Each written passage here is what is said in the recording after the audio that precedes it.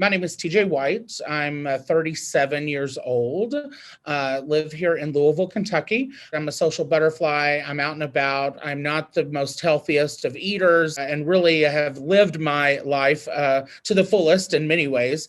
And part of that meant, unfortunately, that I wasn't really listening to my body. About 3 years ago at this point, I was overweight, probably overindulging more than I should.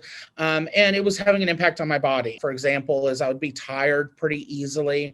I was noticing I was getting kind of some swelling. My arms and limbs and things would even fall asleep pretty easily. It was getting harder and harder to kind of do simple tasks, walking longer distances, going up and down the stairs in my home.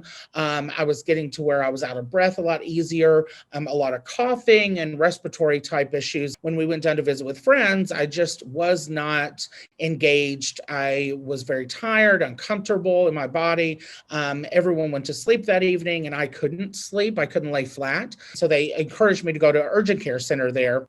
They took me back. They put me to the electronic machine to check my blood pressure and it couldn't read it. So the doctor or the nurse practitioner at that point manually took my blood pressure. And at that time realized my blood pressure, I think, and if I remember correctly, was around 260 something over 220. And before I knew it, I was put in the ICU. They ended up pushing about 12 pounds of water off of my body that evening.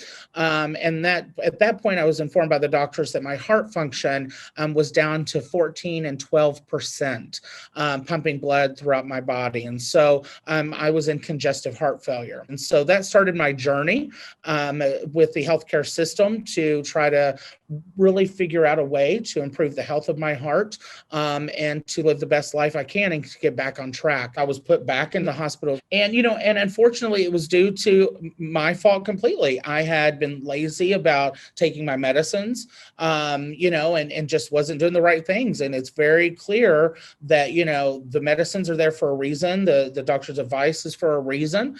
And if you don't listen, you run the risk. And I was just so lucky that when they did tests, I didn't have a stroke. I hadn't had anything that had happened. And so they were able to kind of get it back regulated. But it's just incredibly important to listen to your body, be smart, and try not to take anything for granted.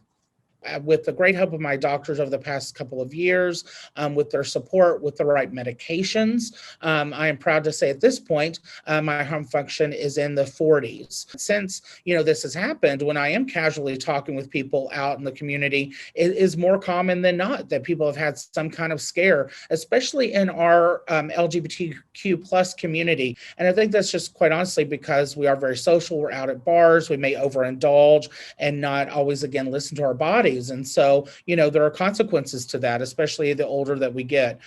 So the more that we can tell our stories, share the information and try to help others, the better I hope we all become. I do think that the LGBTQ plus community sometimes gets overlooked in some of these areas or not focused on, and it hits us just like anyone else. And sometimes worse because in some cases they don't have the resources, the opportunities to get the proper help that they need or understand the warning signs. Again, I'm just very grateful for everyone involved and so thankful again for the American Heart Association for the work that you all do, and especially for putting out this information specifically to the LGBTQ plus community.